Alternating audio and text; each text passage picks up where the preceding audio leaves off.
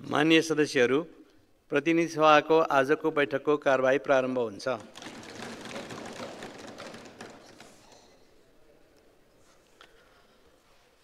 माननीय सदस्यहरू आसन ग्रहण गर्नुहोस्। म यहाँहरूलाई आफ्नो कुराहरू राख्न समय दिन्छु। सर्वप्रथम माननीय सदस्य हितराज पाण्डे।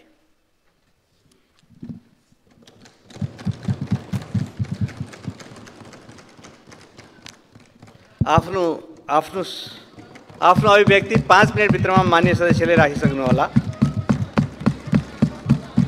म माननीय सदस्यहरूलाई समय दिन्छु। यहाँहरू आसन ग्रहण गर्नुहोस्। म यहाँबाट समय दिन्छु। माननीय सदस्यहरू एकैचोटि बोल्ने होइन होला नि त, पालो पालो बोल्ने होला। मैले समय दिएपछि यहाँहरूले बोल्न पाउनुहुनेछ।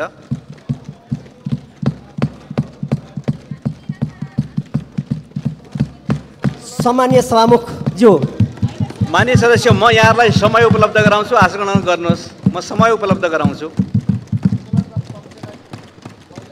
माननीय सदस्यहरू, मैले यहाँहरूलाई समय उपलब्ध गराउँछु, त्यसकारण आसन ग्रहण गरिदिनुहोस्।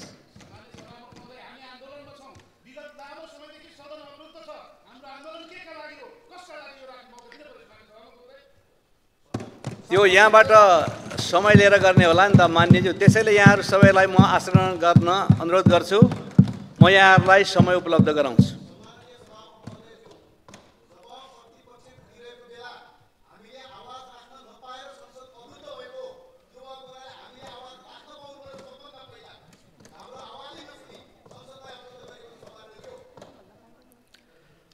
म यहाँहरूलाई समय दिन्छु भनिसकेको छु। त्यसले गर्दाखेरि माननीय सदस्यहरू आसन गर्नुहोस्। मैले समय उपलब्ध गराउँछु। आन्दोलनरत दललाई पहिला सम्मानज्यू।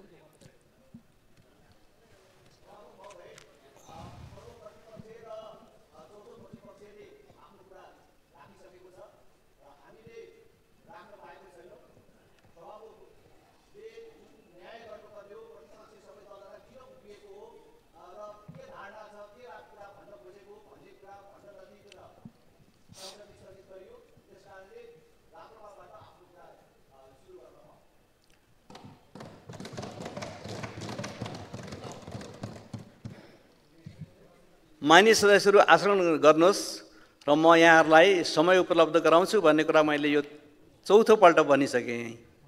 त्यसले गर्दाखेरि मैले माननीय सदस्य हितराज पाण्डेलाई समय दिइसकेको छु।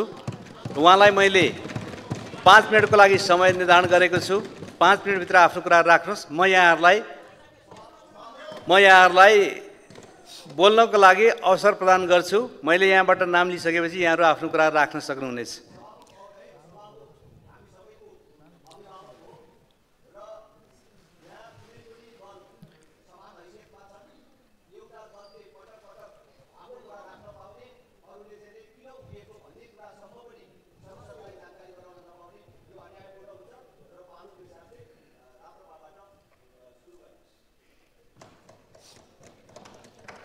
सम्मान्यज्यू,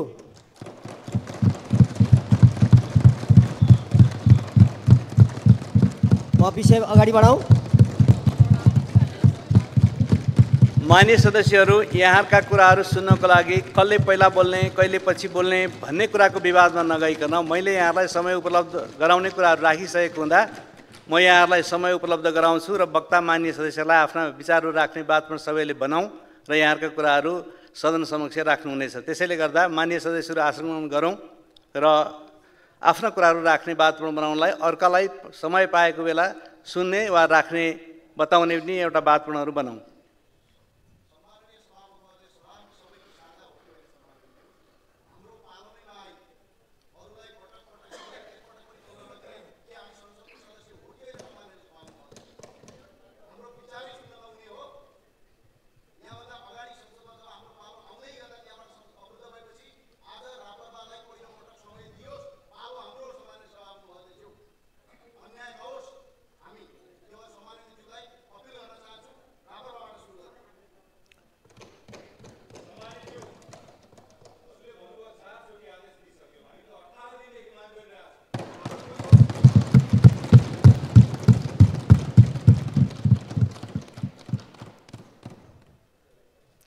माननीय सदस्यहरू, मैले यहाँहरूलाई समय उपलब्ध गराउने कुराहरू राखिसकेको छु। फेरि पनि म भन्न चाहन्छु, कसलाई पहिला दिने कसलाई पछि दिने, कसको पालो पहिला कसको पालो पछि, यो कुराको विवादको कारणले सभा सञ्चालन नगराउनु उचित हुँदैन।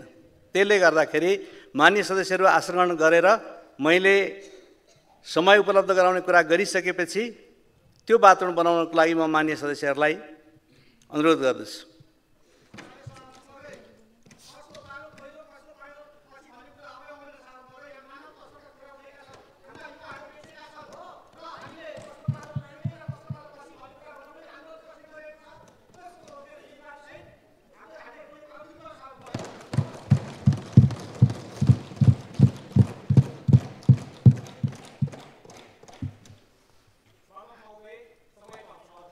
सम्मान्यज्यू म अगाडि बढाउँ। मान्य सदस्यहरू बोल्ने वातावरण बनाऊँ, त्यसको लागि मैले मान्य सदस्यहरूलाई समय उपलब्ध गराउने कुरा गरिसकेको छु र मैले मान्य सदस्य हितराज पाण्डेलाई अहिले समय प्रदान गरेको छु। म मान्य सदस्यहरूलाई समय प्रदान गर्नेछु। त्यसले गर्दाखेरि म फेरि मान्य सदस्यहरूलाई वक्ता मान्यलाई बोल्ने वातावरण बनाइदिनको लागि आसन ग्रहण गर्न अनुरोध गर्दछु।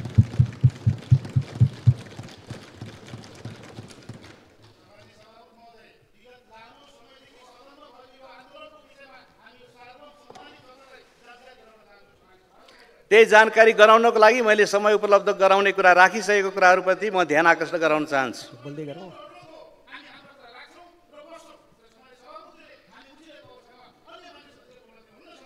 आन्दोलन कसले गरे हो उसले पहिला बोल्छ।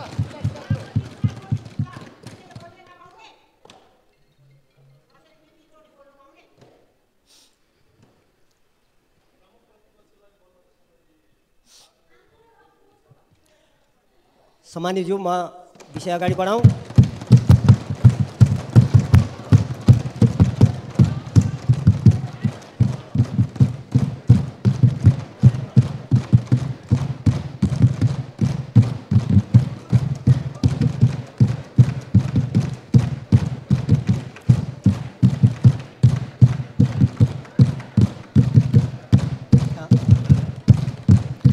मान्य सदस्यहरू, यहाँको कुरा पर्याप्त मात्रामा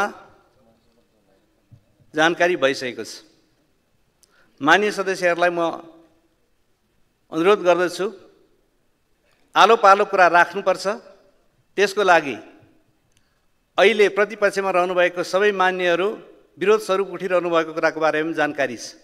प्रमुख प्रतिपक्षी दलको तर्फबाट मान्य सदस्य हितराज पाण्डेलाई कुरा राख्न मैले समय दिएको छु र बाँकी अन्य मान्य सदस्यहरूलाई पनि मैले समय दिने कुराहरू गरेको छु। त्यस कारणले गर्दाखेरि मान्य सदस्यहरू संसदको नियमहरूलाई ध्यान राख्दै अब यो सभा सञ्चालन गर्नको लागि आलो पालो आफ्ना कुराहरू राख्ने वातावरण बनाउनको लागि आसन ग्रहण गरिदिनुहोस्।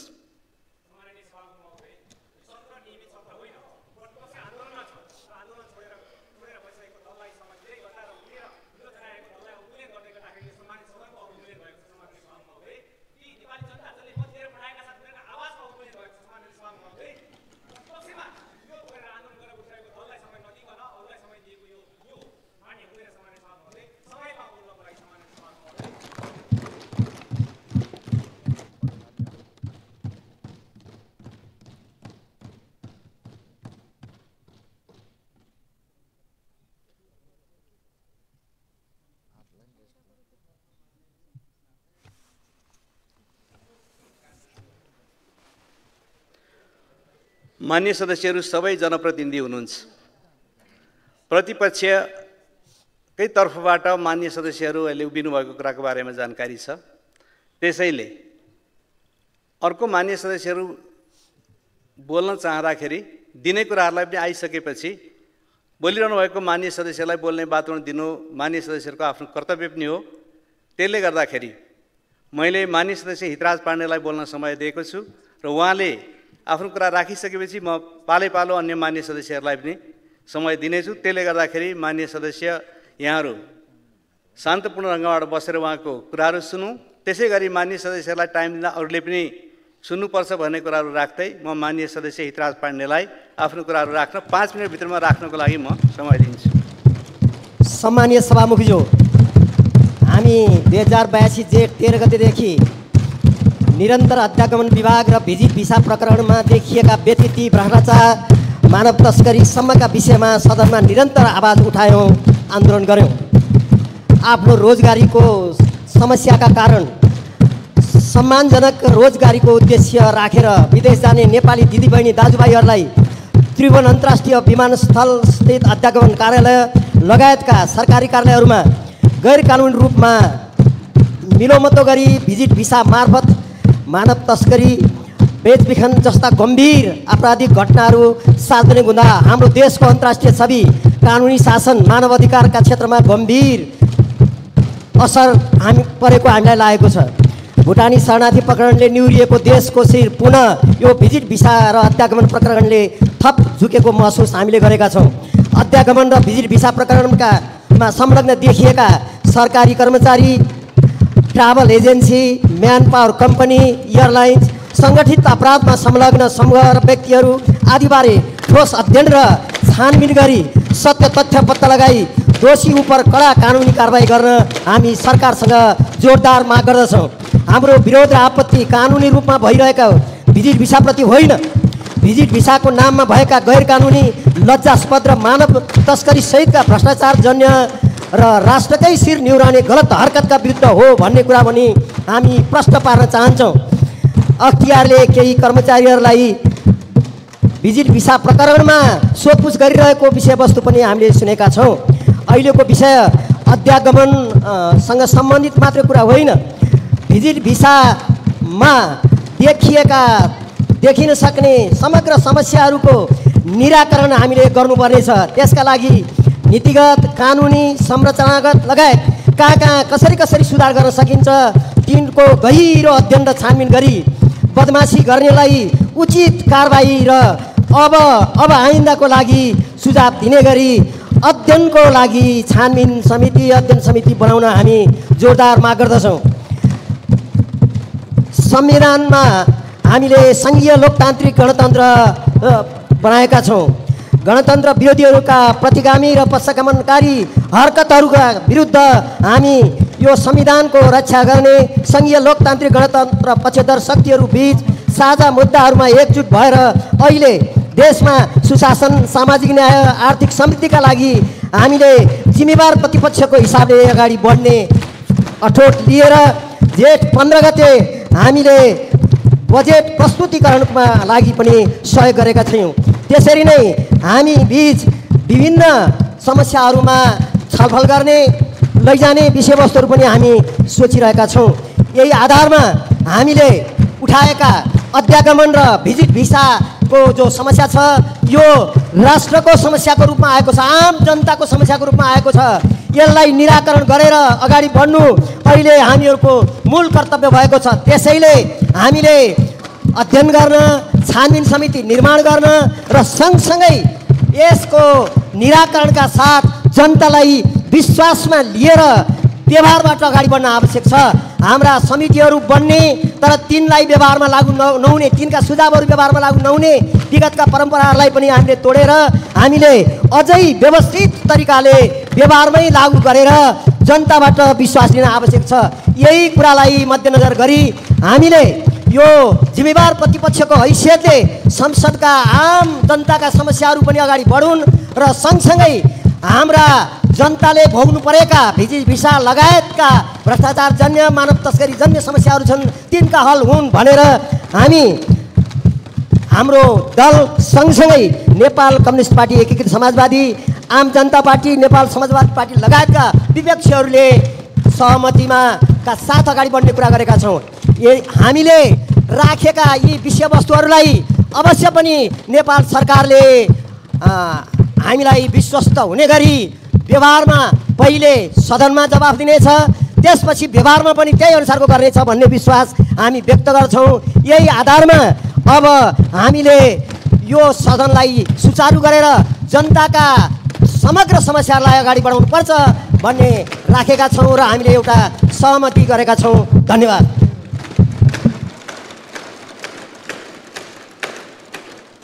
अब माननीय सदस्य राजेन्द्र प्रसाद लिङ्गदेन।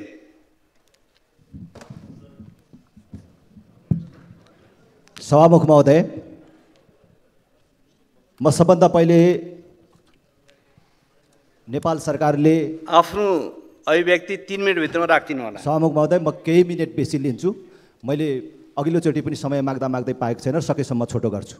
सभामुख महोदय, सबभन्दा पहिले त अहिले सरकारले मानिसको लेख्न पाउने, बोल्न पाउने अधिकारमाथि जुन हस्तक्षेप गरिराखेको छ र लेखेकै आधारले, बोलेकै आधारले मानिसहरूलाई पुर्जी काट्ने, मुद्दा चलाउने जस्ता काम गरिराखेको छ, त्यसप्रति खेद प्रकट गर्दछु। र सरकारले जुन जङ्गे शासन सञ्चालन गर्न लागिराखेको छ, फेरि पनि चाहिँ म विरोध गर्छु र यस प्रकारको कामबाट सरकार पछाडि हटोस् भन्ने चाहन्छु।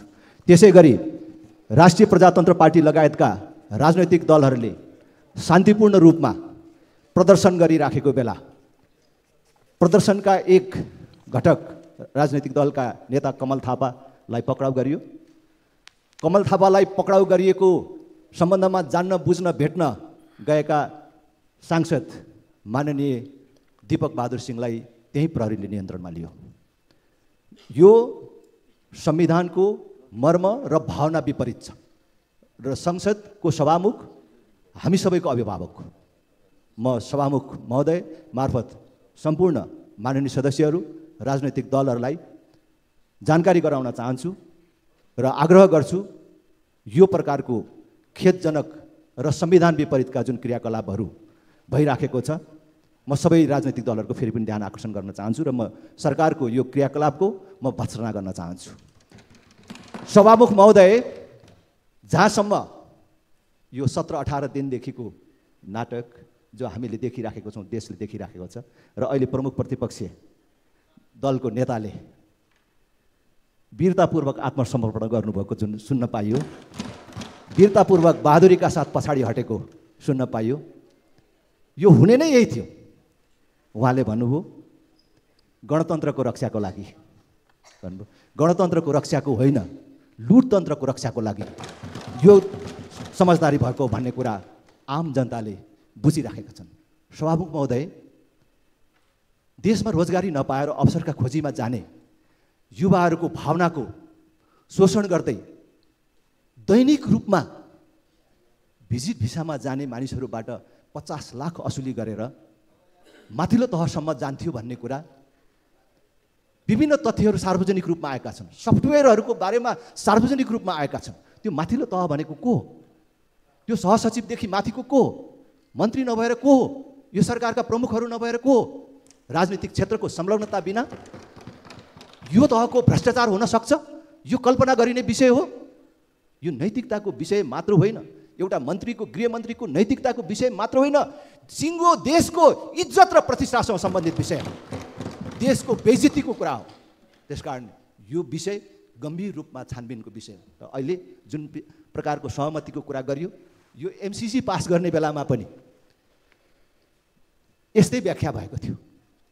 एमसीसी पास गर्ने बेलामा यहाँलाई निर्धारण गरिएको समय सकिएको छ। म सक्छु सभामुख महोदय, व्याख्यात्मक टिप्पणी भनेर भनिएको थियो। आज यो व्याख्यात्मक टिप्पणी सुन्न पाइयो। तर म सभामुख महोदय मार्फत भन्न चाहन्छु, यसको छानबिन हुनुपर्छ। गृहमन्त्रीसँग नैतिकता छ भने राजीनामा दिएर यो छानबिनको प्रक्रियालाई सहज बनाउनुपर्छ। अख्तियारलाई छानबिनको लागि हामीले सजिलो बनाउने भनेर भन्ने हो। हामीले सहमति गर्ने हो भने अख्तियारलाई यहाँबाट निर्देशन जारी गर्नु पर्यो, राजनीतिक क्षेत्रसम्म पनि, माथिल्लो तहसम्म पनि अनुसन्धान गर भने हामी हस्तक्षेप गर्दैनौँ भनेर भन्नु पर्यो। अख्तियारले त छानबिन गरिराखेकै छ, हामीले के सहज बनाउने भन्ने हो। यसको अर्थ राजनीतिक क्षेत्रलाई छुटाउने। यो केवल अध्यागमनमा मात्र होइन, वैदेशिक रोजगार विभागबाट पनि दैनिक कति लाख उठेर कहाँसम्म पुग्छ भन्ने कुराहरू सार्वजनिक रूपमा आएको छ।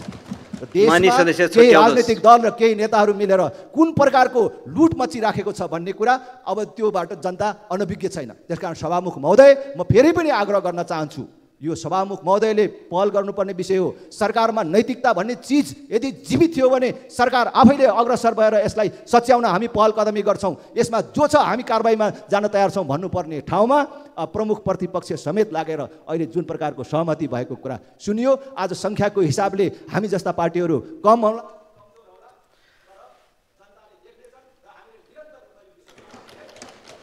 अब माननीय सदस्य मनिष झा 3 मिनटभित्र आफ्नो कुराहरू राख्न म समय दिन्छु। सम्मानीय सभामुख महोदय, यो 18 दिनदेखि 11वटा बैठक अवरोध हामीले जुन गऱ्यौँ त्यसमा विभिन्न राजनीतिक दलहरूले, प्रतिपक्षको दलहरूले जुन हामीसँग सहयात्रा र सहकर्म गर्नुभयो त्यसप्रति आभार छ उहाँहरूप्रति। र यो किन भइराखेको थियो यति दिनसम्म भने भिजिट भिसा प्रकरण र मानव तस्करी सम्बन्धित सङ्गठित अपराध जसमा गृह मन्त्रालय, मन्त्री, कर्मचारी लगायत सबैको यथेष्ट प्रमाणसहित संलग्नता प्रमाणित छ। र यसमा अहिले आएर हामी यसको छानबिन गर्छौँ, अध्ययन गर्छौँ, सबै भन्दै हुनुहुन्छ। कार्तिक महिना 2081 कार्तिकदेखि 2082 वैशाखसम्म अख्तियार दुरुपयोग अनुसन्धान आयोगले गृह मन्त्रालयलाई 9 चोटि पत्र काटेको छ, यहाँ बदमासी भइराखेको छ, ध्यान देऊ भनेर। त्यो बेलामा यो इमान्दारी त कहाँ थियो जुन आज खोस्टोमा लेखिँदैछ, जुन कागजमा लेखिँदैछ, त्यो 9 पटक पत्र काट्दै गर्दाखेरि किन ध्यान दिइएन? जब अख्तियारले त्यहाँ धावा बोल्ने बेला भयो तब सबै आफ्नो कर्मचारीहरूलाई लुकाउनको लागि रातारात किन तानियो? हैन, यदि उहाँको संलग्नता छैन, उहाँलाई जानकारी थिएन भने त्यस कर्मचारीलाई संरक्षण दिनलाई किन तानियो? र अर्को कुरा, कर्मचारी तानिसकेपछि इर्दगिर्दको जिल्ला वा गृह मन्त्रालयमै राख्न सक्थ्यो तामेलीमा। त्यो कर्मचारीलाई डोल्पा, रोल्पा, सरुवा गरेर अनुसन्धान प्रभावित पार्न खोजिएको त्यो पनि प्रमाणित छ। त्यसैले गर्दा छापामा पर्याप्त समाचार आइराखेको छ। अनलाइन खबर भनौँ, नयाँ पत्रिका भनौँ, उकालो भनौँ, सबै भनौँ, नेपाल प्रेस भनौँ, सबैले लेखिराखेको छ। हरेक दिन यथेष्ट प्रमाणहरू सफ्टवेयर समेत आइसक्यो। र यो सबै चिज हुँदै गर्दा उहाँलाई गत वर्षको यो फारिक गोरखपुरीको शायरी याद छ कि छैन? तू इधर उधर की बात न कर, ये बता कि काफिला क्यों लूटा, मुझे गिला रहजनों से नहीं तेरी रहबरी का सवाल है। यो सबै तपाईको नेतृत्वमा भएको लुट तन्त्र हो र यो हाम्रो मात्र आवाज होइन। यो हिजो भर्खर एउटा पत्रिकामा आयो कि 7 वर्षमा 76,000 इन्डियन्स, 76,000 भारतीय पनि यो नाका भएर बाहिर गएको रहेछ। सेटिङ त अन्तर्राष्ट्रिय नै भइसक्यो रहेछ। अनि थाहा थिएन 11 महिनासम्म। र थाहा थिएन भने मन्त्रीलाई आफ्नै मन्त्रालयको कुरा थाहा छैन भने मन्त्रालयको नेतृत्व कसरी गरिरहेको, कि आफ्नै मन्त्रालयमा के भइरहेछ थाहा छैन। र अर्को कुरा थाहा छ सम्मान्यज्यू, हाम्रो नेतालाई त्यहाँबाट यहाँ ठाउँसारी गर्ने कुरा पनि रोकियो राजनीतिक प्रभावमा। र उहाँहरूले के भन्नुभयो थाहा छ? हम पे इल्जाम ये है कि चोर को क्यों चोर कहा, तूने क्यों सही बात कही, काहे न कुछ और कहा। के हामी जनप्रतिनिधि भएर भइराखेको मानव तस्करीको बारेमा पनि बोल्न नपाउने? र अहिले उहाँहरू भन्नुहुन्छ कि अध्ययन समिति, यो समिति, फलानो समिति। यो त 2000 यो हाम्रो माननीय नेता माओवादीको नारायण काजी श्रेष्ठ गृह मन्त्रालयमा हुँदै गर्दा पूर्व मुख्य सचिव लीलामणि पौडेलको नेतृत्वमा छानबिन भएर अनुसन्धान भएर विभिन्न समस्या समाधान गर्ने प्रतिवेदन छ त त्यहाँ। फेरि किन तपाईँलाई बहानाबाजी चाहियो? यो त्यसैले नियतमा शङ्का छ। र सम्मान्यज्यू, यसमा हामीलाई सन्तोषजनक जवाफ संसदीय उच्च स्तरीय छानबिन समिति र यसको सबै ठगिएको लुटिएको नेपालीले न्याय नपाएसम्म हाम्रो आन्दोलन जारी छ।